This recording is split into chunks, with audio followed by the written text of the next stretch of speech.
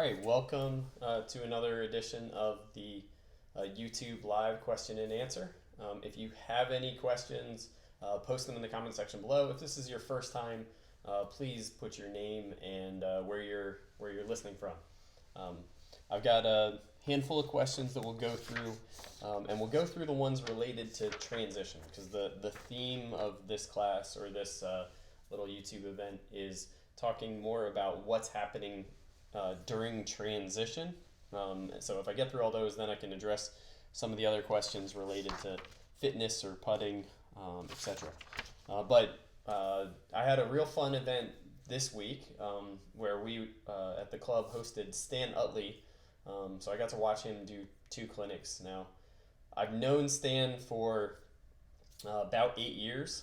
He and James Seekman have been kind of the two biggest influences on my short game technique, other than the 3D data of tour pros that I've seen, and just kind of my own coaching and anatomy experience. But I've really picked up a lot from his class. If you get a chance and he's ever in your area, highly recommend you spending 3 hours with him and hearing what he has to say about the short game. Every attendee really liked it. We're already trying to get him to come back. So thanks again, Stan. Be sure to check him out. Okay, so now, without further delay, let's get into some of the transition questions. So, Jason, who's working through some stuff, asked about the overall shape. So, basically, I mentioned in my book that the right arm is going to go kind of wide in the backswing, narrow during transition, and then wide during the release. So, his question was, ignoring the body, more so from the arms, what contributes to that wide, narrow, wide look? So there's a number of different factors that can contribute to the narrowing during transition. The most prominent would be the bending of the trail arm, so the right elbow increasing its flexion. The extension of the lead wrist, so the lead wrist will tend to extend an additional, let's say, 10 to 15 degrees or so during transition. The left arm will have a movement where it basically comes across your chest, so an adduction, and the left forearm will have a pronation or rotation this way. So in combination, the club is this far away. As I extend my wrist, bend my arm, bring it across, now the club is much closer to my center than where it was at the top of the swing. Now, most of those movements happen because there's weight with this club that's attached to my hands, and when my body starts to shift pressure and start rotating in the direction of the target, it creates this lag movement because of the weight holding my arms back. It doesn't mean that my arms are pulling away. One of the analogies or the images that I like to use a lot is a javelin thrower. You don't want to pull the javelin back. You want to run away from the javelin. So you want to stretch the muscle while it's still trying to go in that direction. Same thing applies here.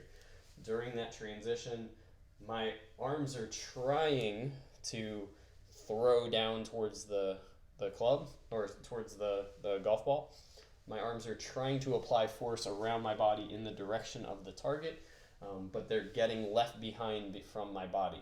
So it creates these shortening movements, but not because I'm actively pulling it away. Sometimes when you're first learning it and working through it in drills, you'll have to actively do it just to get used to those positions. But then when you start adding your body back in, it should become more of a passive movement. His second question was, what are the impact effects of having too much right arm too early in the downswing? Well, first let me go on record, or I'm already on record, but let me restate. I think that a cast is more of a right arm problem than a left arm problem for a right-handed golfer. And I think that it's more of either a straightening of the right elbow early or a protraction of the right shoulder. That one's kind of come on my radar in the last year. Or a flexion of the trail wrist. So basically anything going that way. A cast is not early release or early unhinging. You've kind of been, I don't want to say fed a lie, but I've got a handful of 3Ds of really long hitters who are decreasing the amount of ulnar early during transition because the wrist is going into flexion, but they're increasing the look of lag because of the trail wrist going into extension. Many amateurs start going into flexion, sorry, the trail wrist going into extension. Many amateurs go into flexion early in transition, and that becomes a problem because going into flexion early during transition not only gets the club moving away from you and casts the parachute that's going to slow you down a bit, but it also opens the club face. So that opening of the club face requires that you do things to close it down later, such as extend the arm more, bring the handle back, stall your body, things that usually cause low point to get backward and decrease power. So the problem with getting too wide too soon is it limits your power production and it moves the low point backward. So it limits your compression. That can be great for a wedge shot or a short game shot, but not so good when you're trying to create a lot of speed with, say, a 5-iron or 3-wood or something like that. Okay, Mike asked about the left tilt of the pelvis in the backswing and downswing, and asking basically why it's not emphasized in my program, where other programs like Sean Webb and the AMG guys tend to focus a lot on that left tilt of the pelvis. What I've seen on 3D is that the left tilt of the pelvis, you'll lose that left tilt of the pelvis a lot sooner, or I shouldn't say a lot sooner, but sooner than you lose the left tilt of the thorax, which will get us into the next question shortly. So I feel that more of the look of the left pelvis staying low is more from a good weight shift, but if you actually look at the measurements, it's typically going more towards right tilt earlier in the downswing than later. So a lot of golfers who, let's say, really try and force that left tilt actually end up doing it more so with a forward lunge of their upper body going towards the target, not so much with the pelvis. I think if you have a really solid weight shift and you don't look like you stand up in your posture, you're going to have a fine amount of left tilt with the pelvis. That can be really relevant from a power creation standpoint, but can cause problems for golfers who don't have good right tilt of the pelvis or the Jackson 5 movement. It can cause some driver angle of attack issues if you're overemphasizing that. At least that's my experience. Okay, D. Lindenbaum, he asked about how do I work on the left tilt without feeling like a dive or a lunge. So the left tilt in transition is basically if you're looking from the down the line camera angle, then as your weight is shifting, this left shoulder and this left side of the rib cage is going to compress just slightly. So one good way that I'll have golfers work on that left tilt is if you look at where you are at setup and you go to the top of the swing and you're going to try and get slightly lower with your chest than where you were at the top of the swing. In order to do that, you're going to start by getting that left tilt. You'll see it's a subtle movement right there, but the net effect is your body is a little bit lower. As opposed to golfers who tend to get taller, what they're actually doing is before they go into flexion, they're starting to go into right side bend. So it's more of an early extension kind of contribution. I see a question coming in from Bruce. Bruce asks, for a caster that flexes the trail wrist, is it okay to try to extend the wrist during transition downswing, or is there something else that needs to happen in order for it done naturally? No, I definitely have golfers who work on feeling that right wrist or trail wrist extends. If you're a caster and you're really limited with that movement, you can potentially strengthen the grip so it doesn't have to do it quite as much. But ideally, yes, getting a little bit more of an extension feel really builds into some of the extension feels of the proper right arm kind of covering the ball. as opposed to getting the shoulder too far behind and going into more of a flip pattern. So it starts getting into that pattern earlier if you feel like it extends. What can happen, the only downside is if you feel like you extend it too much, oftentimes that will cause your, like anytime you're overdoing the arm motions, that'll tend to cause your body to want to stall. And so you can really get into a steep angle of attack because you don't have enough body rotation to move the hand path left through the ball. So that's the only thing that I would be working on or concerned about. But absolutely, feeling a little active extension during transition is not a major problem. Ideally, it'll happen a little bit more passively, just like if I was throwing a ball, the wrist goes into extension during transition. But for starters, getting used to that feeling can be a good pattern. And I clean up a lot of transition issues by working on a good release, because oftentimes, if your brain has no concept of how to release the club or end the movement, then starting it in the right direction doesn't really clean things up. It more creates kind of a feeling of panic or confusion because you're going to struggle figuring out how to get down to the golf ball from there. Okay, back to a couple of these transition questions. So Brian was asking about what do you do if you have a shallow transition, but then it gets steep after delivery position. So shallow transition followed by steep release. Basically, I've got a video on the site where I go through kind of the steep shallow timeline, which is basically what creates steepness or shallowness at different parts of the swing.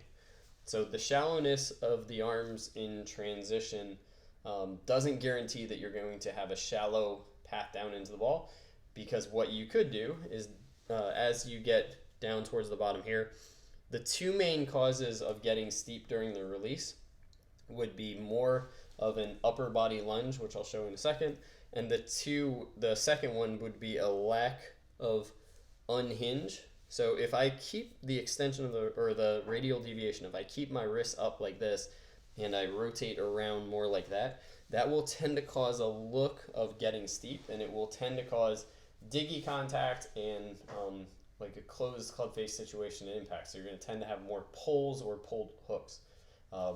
So getting or letting the ulnar deviation happen down through there continues the shallowing movement. The other one is, let's say I'm shallow there, but then if the upper body gets too much on top of the lower body, even if I'm unhinging, that can cause a look of a steep release as well. So many golfers struggle with steepness down during the release, which is one of the reasons I'm a bigger advocate on getting earlier unhinge and flexion of that lead wrist, because that tends to set up a position where the club is in a shallow position, and then you can really kind of pour on the rotation and steepening movements through impact. Okay, two questions from just someone who goes by the name of Ball Striker. So how does he's reading the book, and I'm talking about the steeps and shallows, and he asks, how does the arm lift in transition shallow the club? So the simple way to think about it is there's two major ways to look at shallowing the club, in my opinion. The more that the club swings horizontally as opposed to vertically, horizontal is more shallow, vertical is going to be more steep, because the club will be basically covering more distance horizontally than vertically if it's going more shallowly, where it'll be covering more vertical distance than horizontal distance, so it'll come in steeper. The other option, or the other way to look at it, is the wider my radius, the wider my swing, the further the club gets away from me, the shallower it's going to be, and the closer it gets to me, the steeper it's going to be. So if I keep my arms in close and work vertically, this is incredibly steep, and if I extend my arms and lift them a little bit, that will be incredibly shallow. So the lift of the arm helps the club swing more horizontally, which is the major reason why shallowing in transition, or the arm staying high in transition or lifting in transition is a shallower. Now, arm lift is defined by its relationship to the thorax or the chest.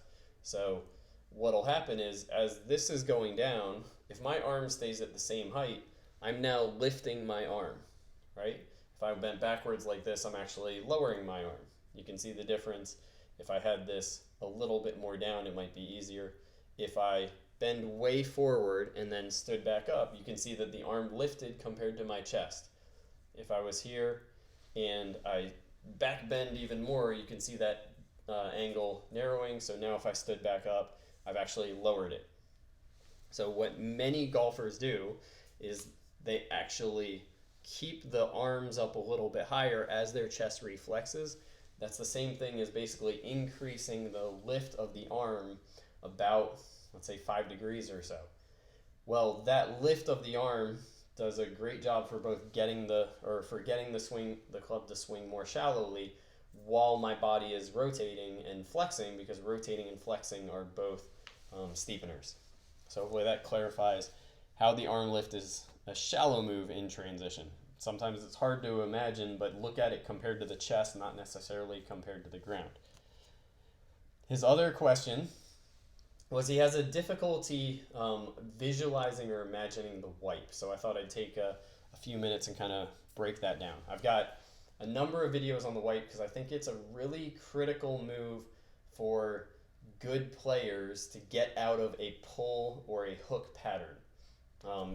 And the wipe is basically, the simple way I explain the wipe is it's moving more around my body and going towards the target instead of going straight towards the golf ball. So if I imagined I had let's say X, Y, and Z, if I had one axis going straight out from my chest like this, and I had one axis going towards the target, I'm working more along the axis towards the target instead of the axis towards the golf ball. And it's primarily a right arm movement. What many amateur golfers do is they get this arm more on the side of their body instead of out in front, and then from the side of the body it tends to extend more out towards the golf ball. What better players tend to do is, even if it gets to the side of the body, then down through the ball, it's working more across their body as the body is throwing it out towards the golf ball instead of the arm throwing it out towards the golf ball. One way that you can see that is looking at, actually two ways you can see it. One is with the relationship of the hands compared to the body. So right here you can see that my hands are well behind my body at, say, delivery position. But then at impact, my hands will be more out in front of my chest, as opposed to if they're behind my body and then at impact they're still behind my body the same amount, that would be more of a lack of wipe. So one of the examples that some golfers bring up is more of like a Jim Furyk, who has it way back here but still has a really stable release. And what you'll see is it's not so much the position that the elbow has to get in front of your body. It's just more that it's working around your body this way instead of straight out towards the golf ball. So Jim Furyk gets the arm behind his body, but then from about here, it's working less behind his body, more in front of his body. Instead of way behind his body, stay back there and extend towards the target, or towards the golf ball, which is more the pattern that a lot of amateur golfers would do, demonstrating a lack of the wipe movement. So hopefully that helps. Imagine I use the wipe movement is basically my term for getting the club back out in front of the body, and it's a sign that you're applying force more with your body and less with your hands. So for those of you following kind of the golf science stuff, it's more of using the moment of force instead of the couple as the power source, let's say right around this zone here. Okay, so I wanted to jump to a few questions that are unrelated to transition that came in from Fred. Fred always has good questions both on the swing as well as on fitness, so I'll go through some of his that have come in this week. One quick question he asked was about low point practice. So low point practice when you're working on mats, if you're putting, let's say, a piece of tape or a lie board or a towel, about how far should you put it behind the golf ball? So let's say I've got the golf ball on the mat just like so. I would put the club just behind the golf ball like this. And you'll see the club has some width to it. I would basically add another half inch to an inch and put it back there. So it'll be slightly different depending on what club you're hitting with, but a general guide would be putting it, let's say, right about where my middle finger is there. So it would probably end up being about an inch and a half, 2 inches behind the golf ball, depending on the club. He asked about with putting the foot pressure. So is it roughly the same, or because of the tilt, do you tend to have some shifting? I've only seen two different putting pressure studies, but from the guys who I've talked to who do more of the data collection on putting, it seems like it stays more fairly constant in the left hind foot. So even though there's a little bit of body movement, they're almost countering that on a real subtle scale, so the pressure stays more on that left heel or left hind foot. You won't see any major weight shift when it comes to good putting. I'll jump back to his fitness question here in a second. So his question about the swing his first question about the swing is looking at vertical head movement. So vertical head movement, basically looking at vertical sway during the swing. What's the ideal pattern? So I typically look at the thorax because the head sensor isn't digitized, at least not in the AMM system. So I go off of where is the chest or the center of this spot right here, not so much the head. So I could influence how high the head looks or the sensor looks based on how much I'm flexing, extending, where this one, it takes more of the body movement. So I feel like this is a better indicator as far as the lift and thrust more so than the head. So his question is about vertical movement. Typically during the backswing, it's going to go down slightly. That's largely because of the left shoulder tilt or left side bend towards the top of the swing. So it's going to go down, let's say, half inch to an inch. It's going to continue to go down during transition. So right to about there, it'll reach its minimum somewhere around 2 inches or so. But then coming back up into impact, it will end up about the same height. So I usually say give or take, or plus or minus half inch to an inch. So it doesn't have a whole lot of vertical height change. I tend to see a lot more with amateurs where it can go 1 to 2 inches up in the backswing, or dive down and 3 to 4 inches during transition. They tend to have bigger head movement, and they will in general tend to be taller at impact rather than a little bit lower. And what I saw when I was doing my research for the World Golf Fitness Summit was that the best wedge players tended to be about an inch taller at impact with most of their full swing motions, where the best drivers of the golf ball tended to be a little bit lower, so lower than where they started. So it's definitely not a one size fits all. It depends on the pattern. I don't like to see a wedge shot where you're going down too much, and I don't like to see a driver swing where you're going up too much. But finding that the pattern that fits for those swings takes a little bit more trial and error. Okay, his next question is super simple. He was asking, is it okay to have your head facing the target a little bit, or should it be looking down at the golf ball at impact? I definitely, again, I don't have a whole lot of head data, but even just looking at videos, having your head turned and looking at more towards the target is fine. One of the stories that Stan Utley shared this week was that he and some of the golfers that he's coached have described that they have a very wide field of vision, that they're not really focusing on one specific spot.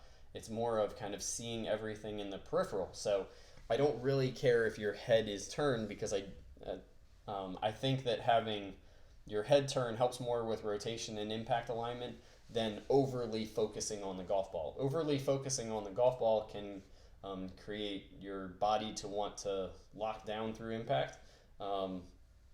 So I would say that controlling low point, it's probably easier if you are turning your body, and if you need to turn your head a little bit in order to turn your body, I would absolutely prefer that than keeping your eyes fixed on a certain spot but then not turning your body on the way through. His last swing question was is a little bit trickier. I've got a video on the site where I go through the pressure patterns that you'll see through the feet, but he was basically asking, what are the ideal vectors during the swing from the face on and down the line? The simple answer is it's the direction that you're pushing against the ground is roughly the opposite of the movement. So if I'm starting to go up, I'm going to be pushing more down. If I'm twisting to the left, it means that my foot is twisting more against the ground to the right. So typically what will happen is, as you get towards the top of the backswing, the weight is going to be, let's say, at somewhere around here.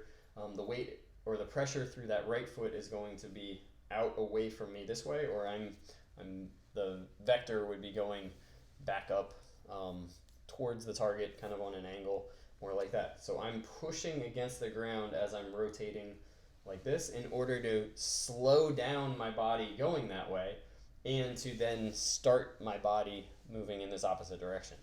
Once I get to about this lead foot, so once I get to the end of transition, kind of in this zone here, the foot vector is now pushing back up away, so it's angled slightly. I'm pushing at a slight angle away that way, and I'm pushing at a slight angle away from me. If I was to push backwards or towards, I would kind of, if I pushed behind me, that would push me into the golf ball, and if I pushed towards or away from the target, that would move me more and more towards the target. So that's the clearest one, is basically about here. I need to be pushing on an angle kind of like that. So from down the line, which was this quest, this is the real big one, is I would be pushing on an angle kind of about like that. So it's not totally vertical, it's kind of pushing away there. That would set me up for bringing the force or moving away from the club swinging out towards the golf ball, which will help give me more force and more speed to basically pull that handle in towards the body by using a good body pivot. So I'd say those are the big ones. Now his last question was related to fitness, and this one's a little bit trickier. He asked about foam rolling and what are 5 to 10 spots that I would focus on for golfers. Now, I would say that foam rolling can be a okay short-term solution, but it's not my favorite tissue repair. I tend to prefer myofascial stretching. If you learn how to do really good myofascial stretching, it has a much longer carryover in my experience. So the problem I found with foam rolling with me and my clients was that they had to, in order to get the benefit of foam rolling, like they had to do it frequently, really consistently. Where I think if you get into a good stretching program and you learn how to stretch properly, after you've done kind of the repair phase and you've done it a little bit more intensely, stretching once or twice a week tends to do as much as what it felt like foam rolling every single day worked like. So what I would say is, if you had to pick spots, I would tend to go basically the big foam rolling spots. I would tend to go calves, I would tend to go quads, glutes, inner thigh, and then really big one for golf would be armpit. So getting lat and the teres groups and the pec. So basically doing all sides of the armpit, and even there's a common spot where the lat can get stuck here, and that can really restrict your arm height, which cause a whole host of problems. So I would say that would probably be one of my favorite foam rolling places. But I think that it's um, again, if you know how to stretch properly, I think it's not as good as stretching. So if you had to do a little time resource management, I would probably work more on learning how to stretch well and do less foam rolling. Okay, now that being said, his last question was about the lower back rotational stretch. So basically, like the back cracking stretch, where you lay on the ground and kind of roll this side. Um, to me, that's not a really clear, like that's not stretching one specific muscle.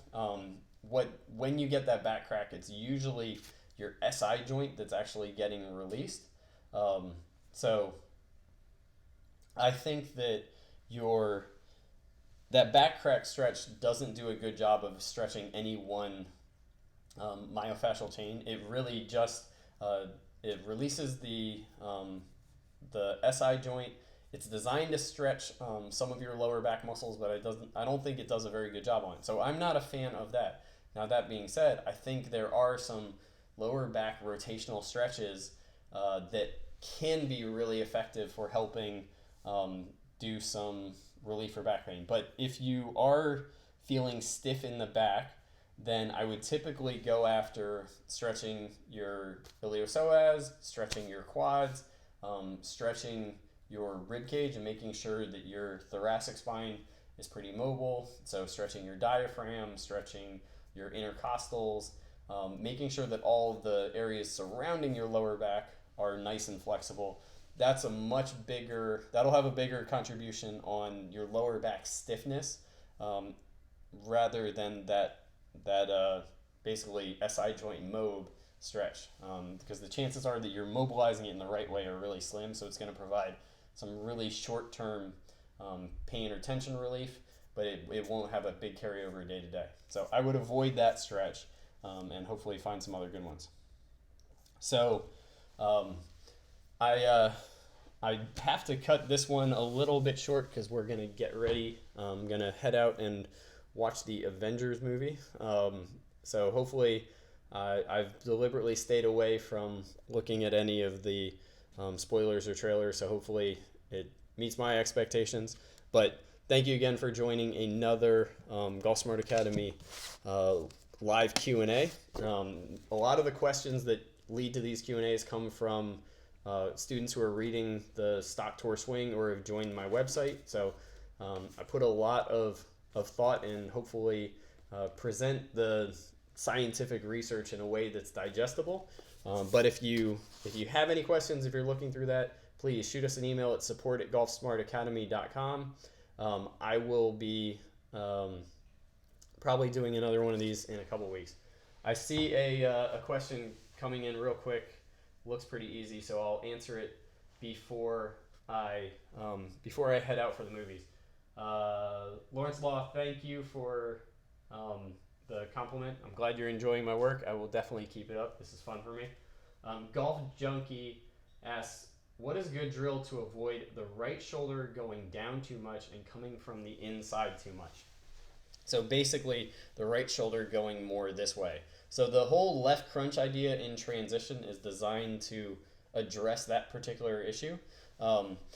So one exaggerated move is basically keeping the arms up.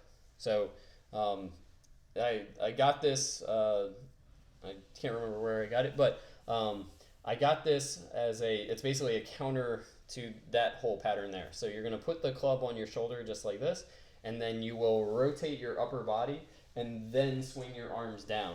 So it kind of like breaks the sequencing of using the body to bring the arms down. Instead, you're going to use the body in more of a rotational pattern, and you'll use the arms after the body has triggered rotation. Either doing that or working on the upper body staying more flexed and the pelvis being more back, those will have a big impact on the club coming too much from the inside. So again, thanks for the questions. I really do have to get out today. So if you have any other questions, please just email them to support@golfsmartacademy.com. We'll get back to you or save them for the next live Q&A. Thanks again for asking your questions and joining me on this journey to happier golfing. Have a good weekend.